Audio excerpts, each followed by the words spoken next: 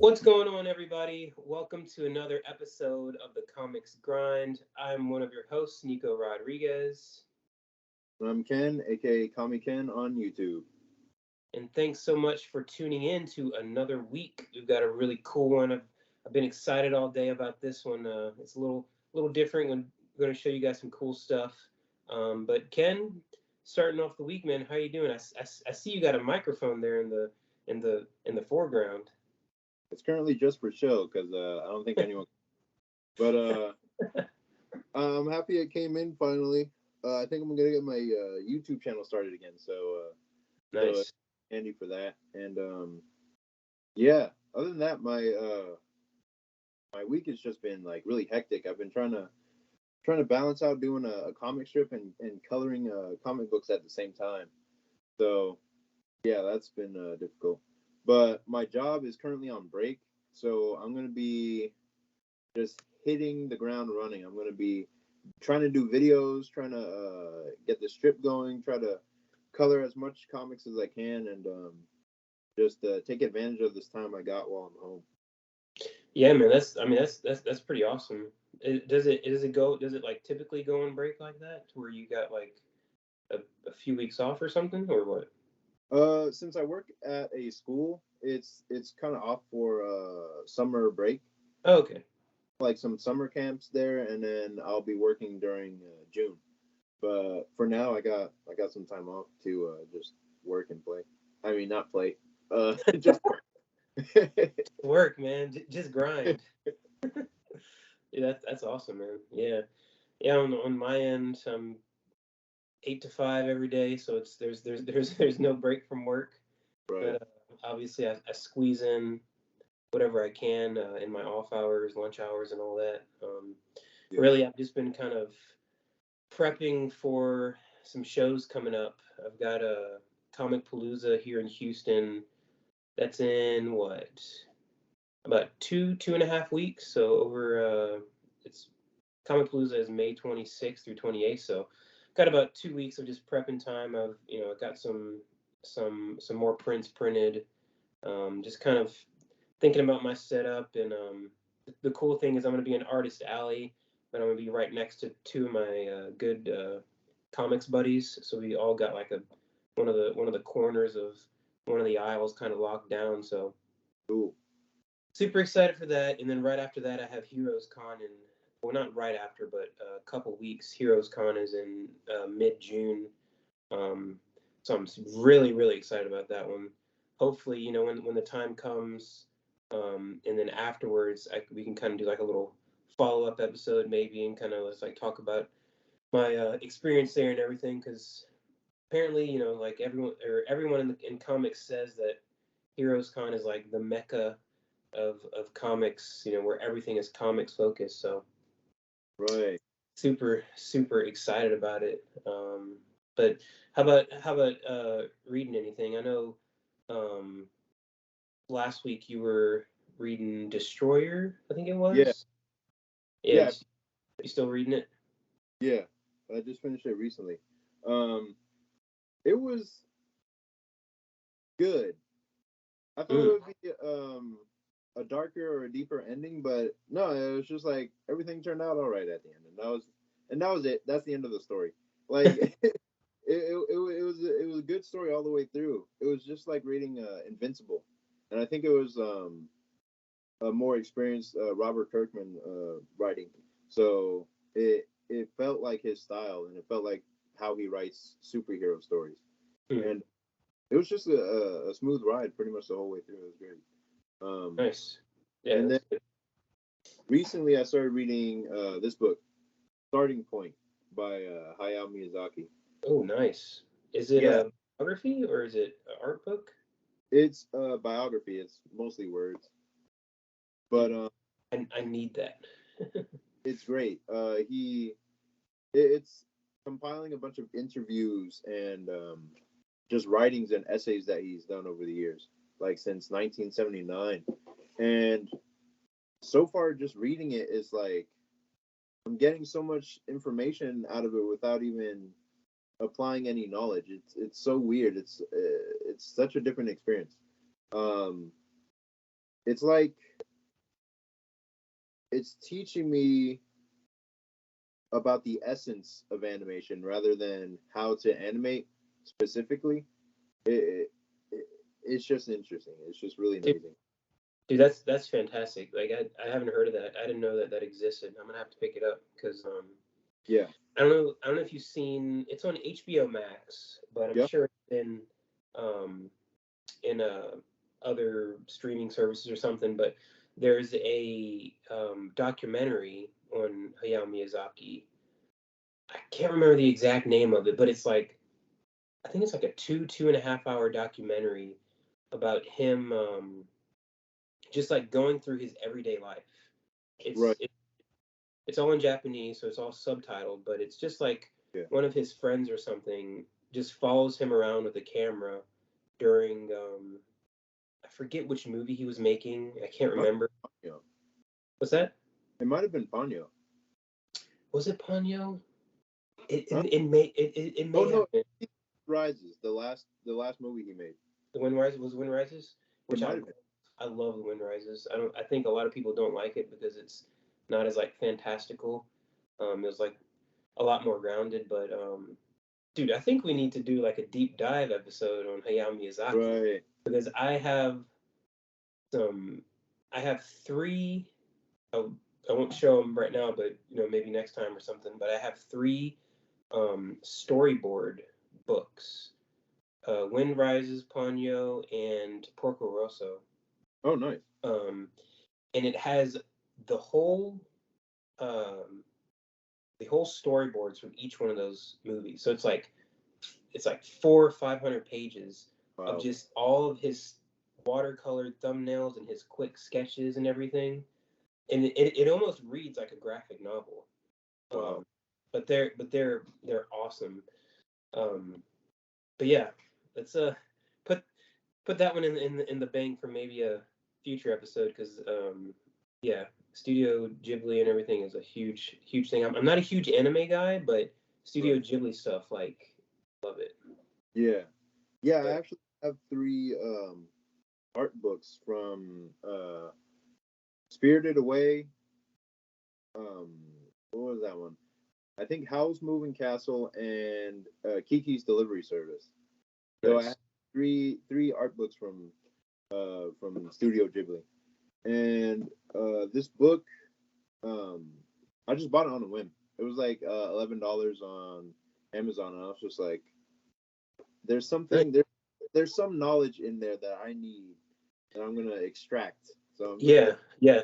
I need to track that one down because if I don't if you haven't seen that documentary, I'm gonna get you the name of it. And everyone out there who's into comics animation type stuff, it's awesome because you see how a guy who is as genius as Hayao Miyazaki, the creator of so many like classic and historic animated movies and films, how he suffers with like imposter syndrome still to this day. He yeah, like he hates his stuff, dude. He like he draws it and he's just like this is terrible. Like I'm never gonna do it. You just see him there smoking a cigarette, just outside, depressed. Like there's no way I'm gonna finish this movie. And right, it's so relatable and it's crazy because you know the ultimate aspiration for an artist is to have that great piece of work and it be hailed as one of the greatest things ever, and he has done this so very many times, right. and it's still he's like just like me sometimes when I'm like, dude, this is fucking terrible, like throw it out. Yeah, It's awesome, but it like, even the master suffers. yeah, It's, even the master suffers, man. That's damn true. um cool, man, cool. Yeah, that's some good stuff there. This week, in terms of our main topic, we're going to dedicate this entire episode to the tools of our trade, to the tools of our craft, and just kind of go through, like the main staples in our comics creating arsenal, and just kind of what we use, maybe how we found it and everything, and just maybe the advantages, disadvantages to some of these tools, and as you guys know, I'm self-taught cartoonist. Ken is a school-trained cartoonist, so might be kind of interesting to kind of see what we've both picked up in terms of him more formal training, me just kind of experimenting and seeing what's all out there and kind of choosing what I like. Um, but Ken, is starting off, I guess. Um, you can roll into your first tool or whatever, but um, are you using the same tools as you were before you started the Kubert school, as opposed to now, or did you pick up a ton of stuff during Kubert school? Actually, that's a really interesting question because before the Kubert school, I would just use anything I would find on the floor at my school. So like during high school and middle school, I would just find like people's random discarded like pencils or pens. I'd be lucky if I found like a nice gel pen, and I'd be like, yes, I found a gel pen. Let me use that. And every once in a while, when I saved up enough money, I would buy some nicer ink pens from like Hobby Lobby, and places like that, just to like beef up the lines that I could draw.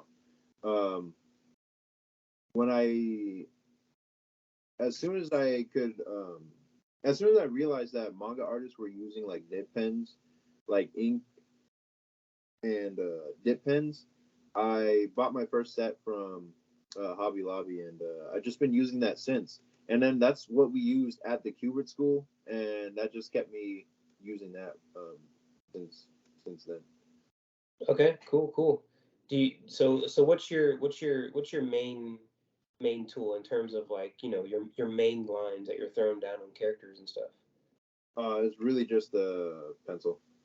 Like, I'll use around like 2H, F, but not really B. I always like to keep it, yeah, usually 2H. 2H is my best because those ones they're light, but not too light. And that way I can erase them easily and I don't have to dig into the paper to really put down details. Yeah. So it's blue lead. Nope, they're just a regular lead. Oh, And okay. I thought I saw them. it's Oh, like, they're just okay. It's a lead holder. yeah. Gotcha. Yeah, I think my main pencil here is it's just like a Pentel like Draftsman mechanical pencil. Oh, Uh, nice. .9 lead. It's thick. It's thick, but I was having an issue to where when I was using you know thinner lead, and it just kept busting on me. Because I do draw. I don't draw as lightly as I should, and that's a problem. Whenever it comes to erasing and everything, because I erase it as best as I can, and then when I scan it in, I might still have to clean up some of those erasers. Right. Um, and like at one point, I was always like, man, this is a problem. Like I need to fix this. But I think around that time is when I saw Daniel Warren Johnson like sketching and like drawing on his YouTube channel or something. He was going live or something like that. Yeah. And I put it on, and like I just saw how much freaking pencil lead he throws down on his paper. Oh, And yeah. it's like, I mean, I thought I was drawing heavily with the pencil. I mean, he draws so freaking heavily, man. Like Dang. like it's almost like like it's so dark. And he was like, yeah, I use .9 lead, and he actually recommended this lead here. It's a Neox graphite, .9 HB. Oh, So this is kind of the one that I've used, and I really like it because it's smooth and it's like super sturdy, so it yeah. doesn't bust a lot. Um, so that kind of is like I was like, maybe it isn't so much of a problem. I mean, Daniel Warren Johnson is an absolute badass, and this dude throws down so much lead on his pages, Right. and just he inks right over it and then he erases his pencils. Right. So like maybe it's not such a problem. So it might still it still is a problem because I think he's still like he knows like his he throws down too much, but Yeah. it's kind of just like how I learned, and I'm very sketchy, with my pencils. I'm loose. I'm not super tight. So this one kind of fits the best. I mean, it's really all about choosing what you like, Right. what you're comfortable with. And I feel like the sketchiness of the lines, like when he's putting down so much lead, it just gives you so much of a choice of what lines to choose when you finally ink the final line that goes into print. Yeah, yeah, and like I've tried to use like blue pencil and stuff. Um, and I understand the advantages of it. I Right. totally understand the advantages, but I guess I just haven't been able to find a lead that doesn't feel like it. Like the ones that I've used, it almost feels like plastic. Like I'm Oh drawing yeah. plastic on the paper, and it just does not feel right. Yeah. Thought I had some here. So it's Yeah. like I kind of Really just to, to draw. Really waxy. yeah, like really really waxy. But like when I draw on like my iPad, like I typically use like a blue color, to do my pencils digitally, and I can see I understand the benefit in terms of like the visual, because when you put like that blue, it's kind of a little bit easier to pick out your lines when you're inking it. Yep. Um, but it just doesn't translate in terms of like traditional paper. It just feels weird. Yeah. I'm just too used to using black. Yeah, yeah, same. So you're starting with that, and then you go your main ink lines, or I guess like what a eraser. Just kind of run through everything in case there's other beginner artists out there that are trying to get a full kind of scope of what tools we have found. Do you use Right. any type of special eraser or just like a normal eraser? I'll use this high polymer white eraser. I Yeah. don't know what to call it. But yeah, I always found that these were best. Ever since I found them in school, I was just like, anytime I find one of these, it was like worth its weight in gold. I'd be like, yes, I found one of Uh, these because What is they're. is there a brand name on it? I think it's Pentel. Okay, Pentel, yeah. Yeah, and it's like it's really sturdy and also great at erasing. Um, there's also the Stedler blue like erasers, but they're not. They, they get hard over time and they smudge my pencils. But there is this one I found online from Japan called the mono eraser, and these ones are really strong. They're really good at well, they're not really strong. They're really good at erasing, but they're really brittle.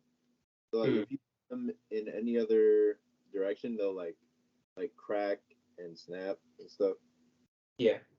Really that great, Right. but they're really like you almost won't even see your lining, even Hmm. even if you like press down really hard. They're great. Nice. Yeah. My main is these sumo grips. I don't know if you've seen these before. I have Um, not. That's different. What is yeah, that? these things are kind of like the opposite of that one that you were just talking about, how it's very Uh, brittle. This thing is strong as hell. And really? obviously it's got like this bigger kind of grip to it. I have like smaller ones too, Uh huh. smaller versions that are better, for like smaller details or whatever. But Right. this thing it erases real nicely. Sometimes you still get some of that a little bit of that line, but you can really get aggressive with it and kind of it's really good for like when you're working on 11 by 17 because this thing is like a real nice size thing and you can just once you're done inking just wah wah wah go throughout the entire page and kind of Right. and be kind of aggressive with it. But the only thing is it kind of depending on what other materials you're using on it can kind of lift your inks a little bit, which kind Oh, of really? Yeah, it can. Just depending on what kind of ink you're using and stuff like that too. But so you kind of have to be a little wary with it. But I like it. I found this through. Here's like the different, like Ken finds his stuff through school. I kind of find my stuff through like listening to like other podcasts or things I've seen in like other videos before, and then like searching it like, oh, what are they using? But this I found this one through Stan Sakai. I'm a huge Stan Sakai fan, but Right. this is what he uses. Drawing Usagi and everything. So Nice. it's really good. I like it. It's a beast. It's called Sumo Grip. So Yeah, yeah, this is the time I'm hearing about it. Actually, I'm gonna look yeah, into that. yeah. Check it out. They're. I think this big one right here is like $5, and Uh, this thing lasts a long time. yeah, I bet. And the cool thing is like they're at my local art store, Texas Art Supply. So they stock them up there. So when I need one, I go there. Um, do you ever use the kneaded erasers? Yeah, I was about to mention that last. I Yeah. got I got one right here, and I'll use that just to lighten up my pencils just a little bit when I don't need it to be too like if I put down too many lines and I want to start clearing stuff up, I'll put that down and lift it. And then the last eraser I have is like this little electric eraser for details, Oh, and nice. it's just like it'll get like little lines that I don't need there anymore. And that's when I'm about to prepare for inking, where I just need tiny little details, especially from like facial expressions, removed, and then I'll have the full picture that I can just start inking over. Yeah. Nice. Yeah, I'll have to look in. I haven't tried one of those electric ones, so it's pretty sweet. Yeah, they're really precise. Nice, man. Nice. What about your inking stuff? What's your whenever you're throwing down like your main lines on your figure, you're using the are you are you going dip pen with all that stuff? Yeah, actually, give me one sec. I'll get a book to kind of illustrate my thing. All right. Yeah, I guess I'll yeah, it's kind of like with me, I've at the end of the day, it's like all about experimenting with your stuff, and I think you find your tools um, that you like through like at least I did through like hours and hours of I bought a whole bunch of different things and experimented with it and just kind of gravitated to what I when I drew like what lines I liked, so I went with those tools. But go ahead, you got it. Right. Yeah. Actually, to learn everything, like all the tools that I need, I read this book. I bought this a long time ago, and it's called "Pen and Ink: How to Pen and Ink: The Manga Startup Guide." And basically, in the book, it just showed me everything that I needed to buy to become a mangaka. Because I was just like, I got to become a manga artist. I got to become a manga artist. So I just read about all the tools in this book. Yeah. Showed the different types of pen nibs and all that kind of stuff. And since I didn't have any like G pens in my area, and I didn't really know how to buy anything online at the time, I was like 13, 14. Um, I just bought the speedball nibs from from Hobby Lobby. It was the closest thing that I could find, so I bought those, and I always keep them in a little like eyeglass case. Nice. I have a whole bunch of like nibs in here, Okay. and so I'll have my G Pen nibs that I bought a long time ago, Yeah. and those for like I'll use those for like the main bigger lines, and then I'll use the these are called Maru nibs, and they're like smaller, finer tips for like a hair or tiny faces or expressions, and this is the grip that comes with them, and it can hold both types, and it can even hold the American nibs as well. Nice. And I'll use I'll use the Bombay like India ink. I've never really strayed from that. It's always been solid for me. I've never had problems with it. And then I'll use the. Actually, I bought this one time after seeing it at a Japanese store called Kinokuniya, Oh and yeah. it the de facto like mangaka ink that every manga artist uses in Japan, and I was just like, oh, I gotta have this, I gotta buy it. And it was probably like $50 because that store like marks everything up like crazy. Yeah, because it's all like specialty items and stuff, and I was just like, fuck it, it's like this is what the pros use. Let me use it too. And it's really good for ink washes and stuff, but it will smudge under like water and stuff. The No, it's the not. Bombay, say what? It's not waterproof. No, I don't think so, not at all. And then the Bombay is actually waterproof, so that one I prefer using for the most part, and this one I'll use for you know like with a brush. Yeah. And Yeah. then for the final like inking tools I use is I'll use you know multi-liners.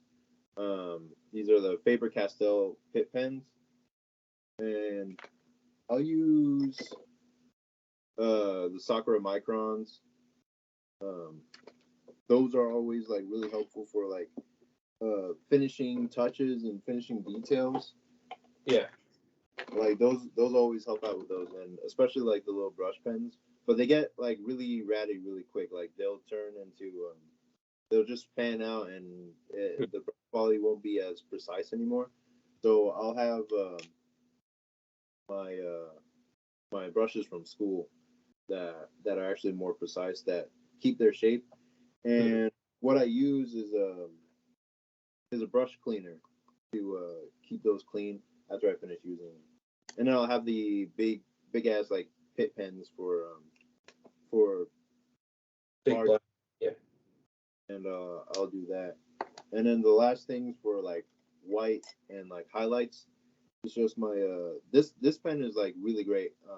I found out about it at school. It was part of our toolkit, and basically I use it for everything, just to put in white areas. And they last.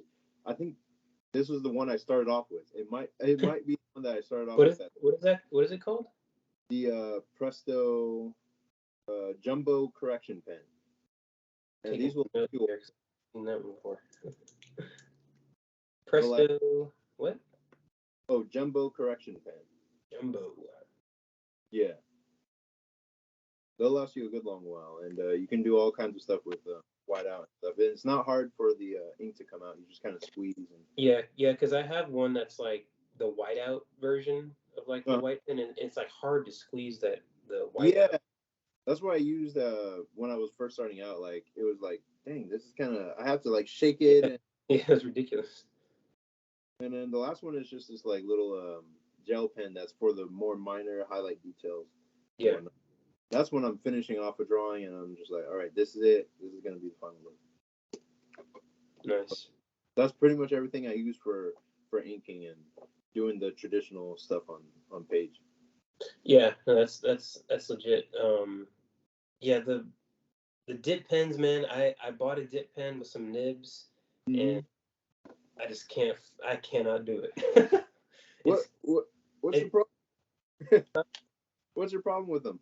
I don't know how to use it, man. I tried, like when I push down on it and like the nib just starts splitting, and I'm like, why the hell isn't like the ink coming out properly? And then Yeah. sometimes I get a good line, but then like others I'm just like scraping on the paper.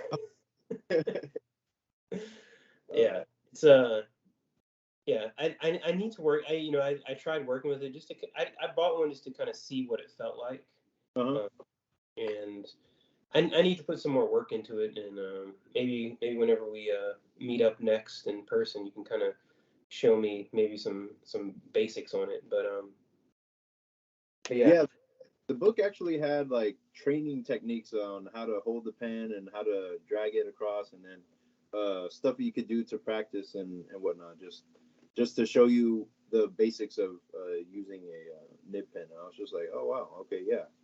And I learned that way just through reading the book nice. and watching a lot of mangakas like work on YouTube. Like there was maybe like 5 or 6 videos in total in all of existence on YouTube that I was watching over and over again because these were the only people or the only mangakas they ever recorded like inking on paper. Now they got like hundreds of thousands, but Yeah. it used to just be like 5 or 6 videos that I would just play on repeat. Like, okay, this is how they're doing it, and then I just watch what they were doing. That's interesting. So you didn't learn a bunch. You did not learn a ton of that stuff like at school. You learned that outside of school. Yeah, I learned a lot of inking stuff before I went into school. Yeah. Cool. Yeah. So like my main inking tool is the Pentel brush pen. So Oh, that's yeah. So that's where I get like my main lines from. uh-huh. Um. It's fillable? Yeah. Refillable. So you have these little refillable cartridges that you put in, snap into place, Uh-huh. and give it a couple minutes, and it's ready to go whenever that ink starts flowing. Really? But what I like about these is that they're so they're inexpensive. So whenever your brush starts kind of wearing out a bit, Uh-huh. you can get a new one. But honestly, this one I've had for a long time, and it's still working for me really well. Right. I bought another one just to have a backup, but what kind of sucks is like these ink cartridges. You can refill these ink cartridges with your own ink, Uh-huh. but I actually find that the ink that it comes with is really good and it's waterproof, and Right. that's pretty big for me because I watercolor a lot, so I cannot have it to not be waterproof. Right. Um, but I like this, man, because it's just so quick and to the point. Whenever I'm inking and stuff at home, it's good because I can just, get this, go for it when it runs out. I refill it. Right.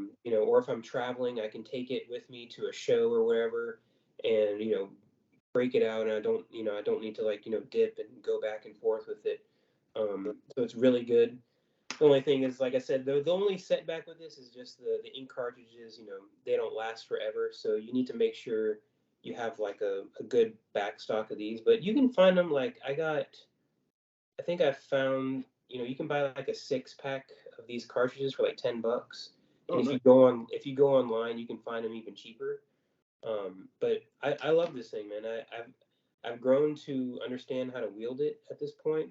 Nice. Um, What was it you called again? the Pentel Pocket Brush Pen. Oh, okay. Pencil phone. Pentel Pocket Brush Pen, yeah. I know a lot of other cartoonists use this as like their staple, their main pen, because you can get so many interesting little, and for my style, I'm looser, so like with this, I Right. can really get those kind of energetic lines, thin, thicker lines, and everything.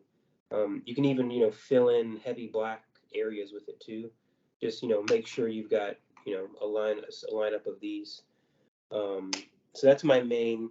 The other two um, are these zebra brush pens. They are Oh, yeah. disposable, but I love these things. So this one is the extra fine tip. It's a real, like, it's got a lot of spring, a lot of good action in there to get you can get a thin tapered line, but you can also push down and get something a little thicker. Right. Um, but they're really good, and they come with some really good ink. You have one too? Awesome. Yeah. Yeah, so I love these things. So that one, and then this is like the size that's just a little bit bigger Uh-huh.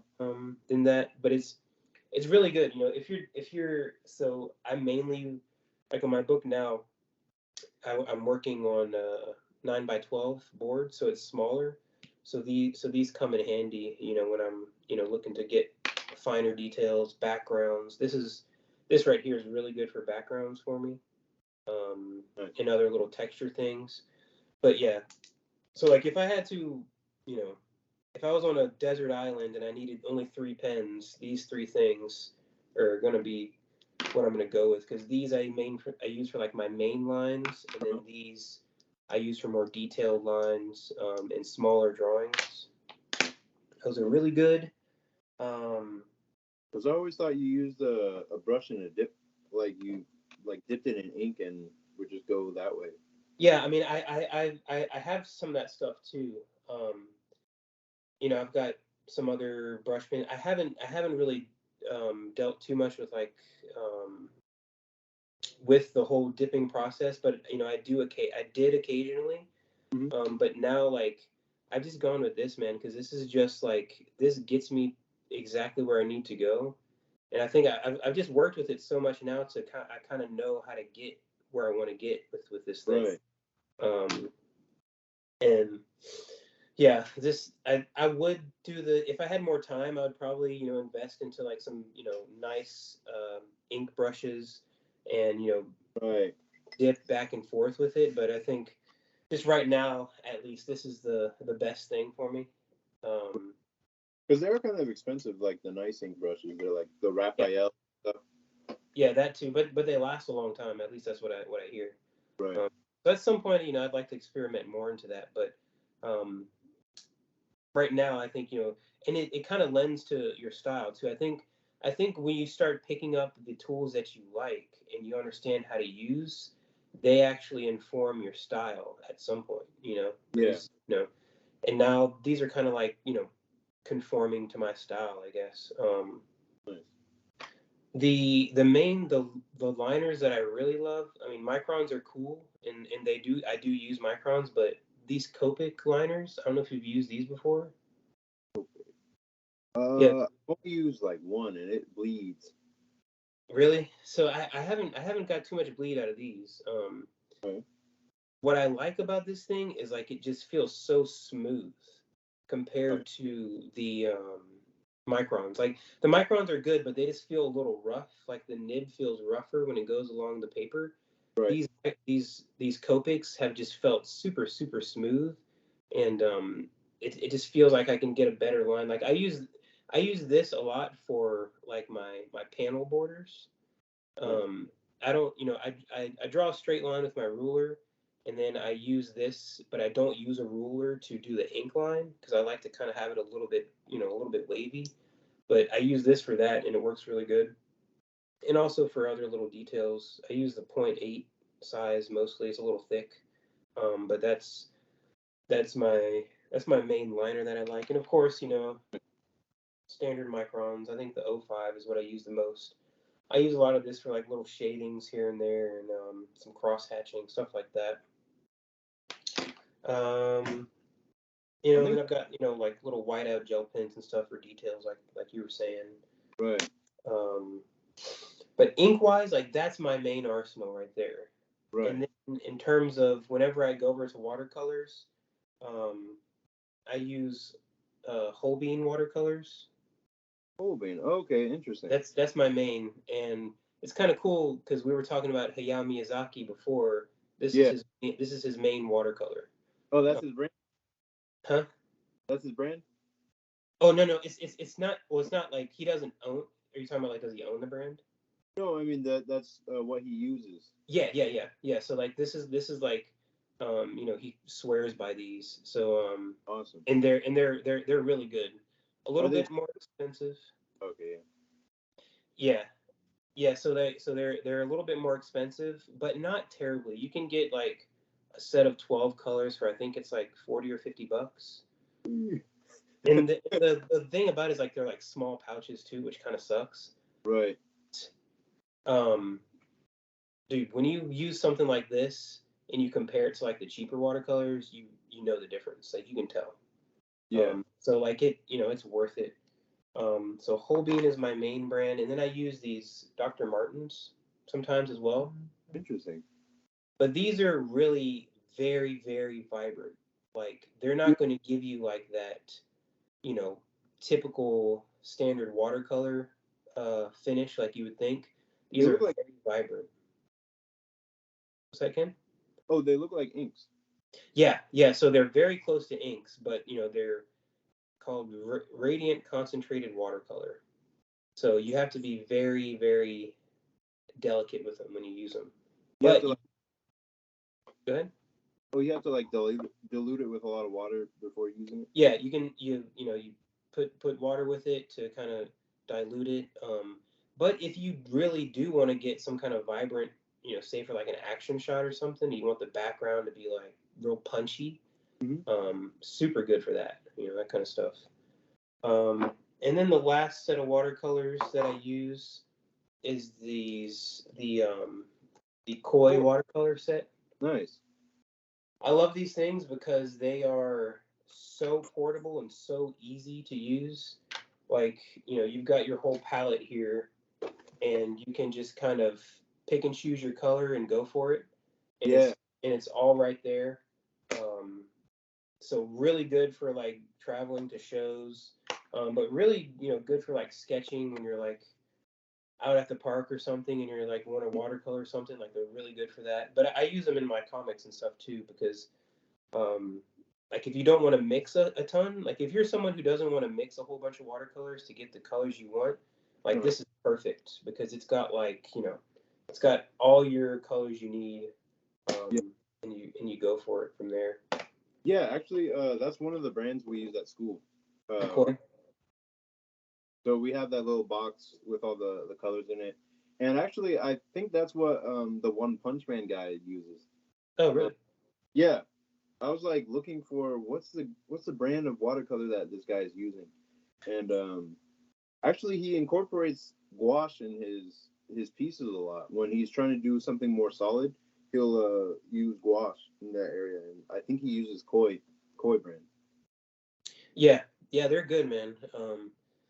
And like with watercolors, it takes a little bit to kind of understand how the water flows, but once you Right. start kind of messing with it, you can kind of, you can get some really interesting stuff with it, and Yeah. that's what I like most about it because, I think my stuff is more about, like the artistic expression in it rather than it being like super realistic or like super perfect. Right. So like watercolors work really well with my with my style. Yeah. Yeah. I used to love using watercolors because they were so much cheaper than Copic markers. Oh yeah. Like, yeah, I just used Crayola, create like the little cakes Yeah. of watercolor, and I would just go off of that or other like cheap brands, and I just learned off of that. And then once I got good at it, I got to the Koi's and the better brands. Yeah. But that begs the question of the type of paper that you're using for your watercolors, your inks. Like, what type of paper are you using? So it depends. Let me see. So like just like in reference to like the book that I'm doing now, like I'm just using standard Bristol Okay. 300 series. 9 by 12 is what I'm working on for this particular book. I Okay. like the size because it's really good for like a cartoonist and cartooning, especially guys like us who like we don't have all the time to commit to like a larger size paper. So this is really good. It's more portable. I can bring it around. Easier to scan sometimes too. Yeah. So I pencil and ink everything on this. Um, I've got a couple different watercolor paper brands. So I use just like a regular standard kind of Canson um, Okay. brand, but then I also have oh, man, I wish I brought it out with me, but it's it's it's a much better quality. It's much better composition and everything. Uh-huh. It's the French brand. I cannot freaking remember what it is right now off the top of my head, but it's I use that for more like commission type stuff. Right. Um, but it's weird. I would use that high quality brand all the time, even for like my book. Uh-huh. But for this book in particular, since what I'm doing is I'm penciling and I'm inking on the regular Bristol board, and Yep. I'm scanning that in, and then I'm printing those inks out on watercolor paper. So that more expensive brand that I was telling you, that doesn't fit through my printer. My my printer doesn't recognize that better quality paper, so I had to resort to using like the Canson watercolor paper, which is it's cheaper, but it's not bad, but you can certainly tell the difference. Right. But that one feeds through my printer just fine. So like I'm kind of pigeonholed into using that, but Right. it's good. It's good.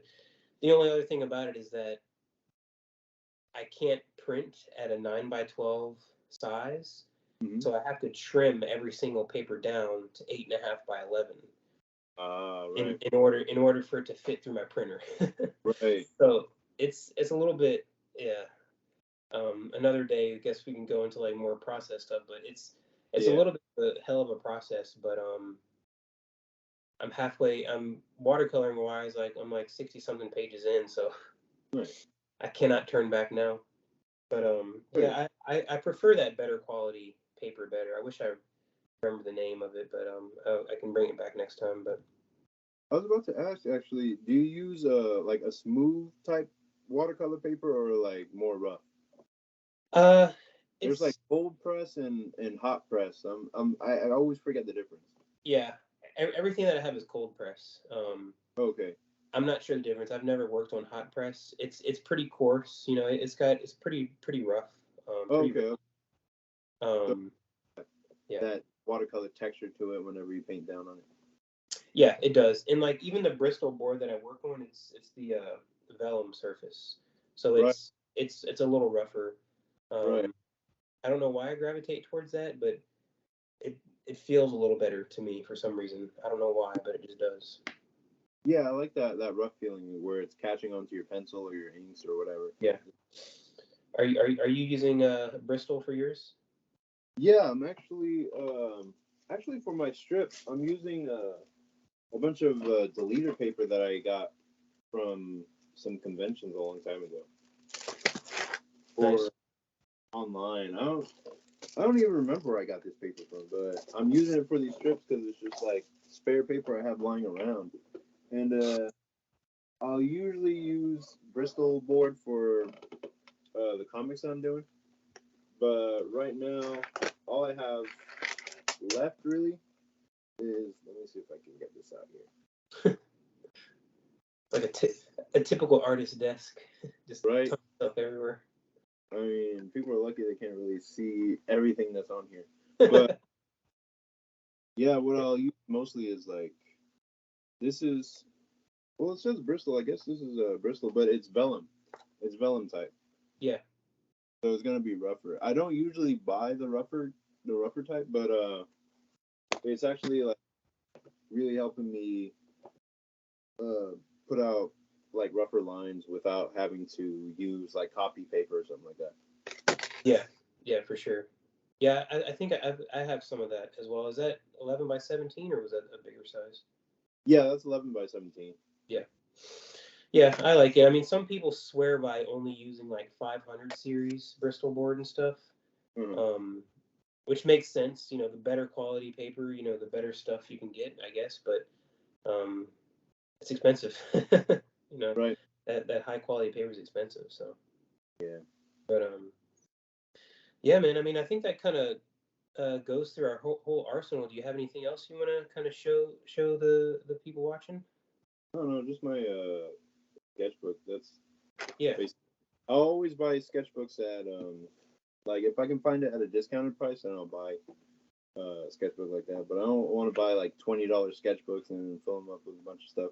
What I Yeah. do is just I work out what I'm trying to do in the sketchbook before I put it down on like the regular paper. Right. Yeah. Yeah. Yeah. I buy these like cheaper uh, sketchbooks. I like these a lot. Just these kind of, you know, I work out a ton of ideas, you know, sample watercolors and stuff in this thing, and just, you know, character design, random sketches. And I used to carry one of these around with me all the time. But I've kind of, at this point, it's like, man, like, should I be sketching or should I be working on my book? You know? So it's like I've kind of put the sketching a little bit more on the back burner, which, you know, kind of sucks because I don't have as much maybe like content and stuff to, you know, like popular images or popular sketches of popular characters and stuff. But you know, it's kind of the sacrifice you need to do when we're trying to make books, you know. Yeah. But cool, man. That's I think that was pretty cool. We went through kind of all of our main tools that we use whenever we're making comics, whenever we're sketching and everything. Yeah. We'd love to know what you guys out there, what you guys use. What are your top three tools if you're an artist? Um, what pencil do you use? What main inking tool? And then if you paint, let us know what kind of colors you use there. Um, Ken, you have anything else to say before we close out here? My last couple of tools, like in terms of color, I would just do digital stuff. One of them is what I'm recording on right now is my iPad. So I Yeah, have an iPad and Apple Pencil, and I bought that for to use in school. It's not on the recommended items list, but I just bought that extra. And then I'll use Clip Studio for the most part because it's a lot cheaper than freaking uh, Photoshop. It's just yeah, like I think it's just $27 per year, and that's no big deal at all. And the other version I bought for my computer was just $35 once. It was just a one time purchase, but that was back when it was called Manga Studio. So yeah, I'll just use my tablet, and I'll use my Wacom tablet here, and I'll use my computer, my MacBook, to. yeah, And I've been using this in school, and I use it for professional work too, like the professional color work, and it's never given me like any major problems that I can't solve. And these days, it's just smooth sailing pretty much the whole time. So yeah. yeah, yeah. I have. Huh? Go ahead, Ken. Oh, I said those are like my final like coloring tools. Yeah, yeah. I have one of those Wacom tablets too. I used to use it a bunch, but I don't use it so much anymore. Um, main digital tool is my iPad too. What I'm recording on right now with the Apple Pencil. My main tool for or my main program is Procreate. Yeah. It's cheap. It's a $10 one time fee, Yep. but it's a very very pretty damn strong tool for being a $10. Yeah. You can do a ton in there. What I like about Procreate is that it simulates just having like a piece of paper and a pencil Yeah. as much as possible. There's not crazy little bells and whistles that you can use. It really kind of gets down to here's your ink. You can import ink brushes and stuff like that. You can get to Hmm. your colors real easily. So like digital colors, I do on there. I do comics, some comics work. I've done some comics work on there fully, but like for like my book now, I use it a lot to do my cleanups and everything. Yeah. I'll scan it into Procreate, clean it up wherever I need to, and you can adjust darkness levels and brightness and all that. Yeah. So it's a good tool. Yeah. It's really robust, and the it's actually got a better. I think it's got a better penciling engine than Clip Studio because when you tip your Apple Pencil to the side like a real pencil and then try to like shade with it, it'll actually shade as if you're tipping a real pencil to the side, but you can't do that in Clip Studio. Really interesting. Yeah. Yeah, no, it's good, man. You know, I understand like if I ever got to a full time level where you're getting contract work or whatever, I totally understand like people moving to like fully digital just because it's so much. Everything's right there, in your box, and it's certainly much faster for me. I prefer traditional, but like even Mhm. doing these little like one panel gag things that I've been doing with my character on I've been doing all those digital and Yeah. I can spit one of those things out like super quickly. Right. Uh, compared to like whenever I'm penciling and stuff on the actual paper or whatever. But Yeah, the thing I want to say about that is like I always do like a hybrid type of workflow because if I do everything fully digital, all it takes is like, oh, this thing broke down, and then the whole thing is like erased or just gone from existence. But if I put it down traditional first and then scan it in and do the rest of the process digitally, at least I have like a physical item there. Is like, okay, this is here. there's no Control Alt Delete, or there's no I didn't save the file and now it's gone. But if you're doing quick sketches, like digital is definitely the way to go. Yeah, for sure. I mean, I even get to a point where if I have like a really big area that I'm gonna black out, like I might just leave it, as a penciled X on the actual board. Right. Just scan that in and then digitally ink it, just because, you know, and maybe I don't want to waste a whole bunch of ink, and because you're gonna get essentially the same thing if you scanned in a dark area and then punched up the levels, it's going to be a solid black, like you would get, if you just digitally ink it. So hybrid, man. I mean, hybrid. We're trying to get the job done at the end of the day. Tell the story. So yeah, man. Cool. Yeah, that's good, man. I forgot about that. The digital tools. Yeah. That we, but I think, man, just at the end of the day, for everyone watching out there, it takes, in my opinion, and how my process has been, it takes a lot of experimentation into finding what you like and what you can use. At the beginning, whenever you first start out, you're trying to emulate other people's styles, or you're trying to emulate what other people use. And that's okay. Buy those tools, spend a little bit of money or whatever to buy those tools and experiment with them, and see how you like it. You might like something for 2 weeks, but then you find a new tool that you like even better. It's okay to kind of just, I got so many random tools that I don't use just because, I experiment. I might use them someday, but it really just takes a lot of experimentation, finding what you gravitate to. And like I said before, I really do think tools inform your style.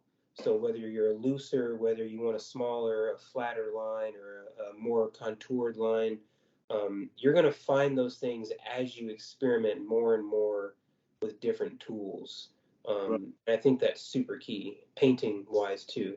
What oils, acrylics, watercolor, you experiment with them and you find what you like. Yeah. But cool. I think that wraps up the episode for today. Thanks so much for hanging out with us and seeing all of our tools. Like I said before, we'd love to see what kind of tools, or read what kind of tools you guys use.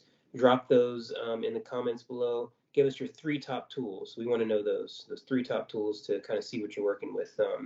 But Ken, tell everybody out there where they can find you, where they can follow your work. You guys can find me on Twitter at @TheCommyKen. That's where I post pretty much every day, and I'll post on Instagram mostly just the updates for our podcast.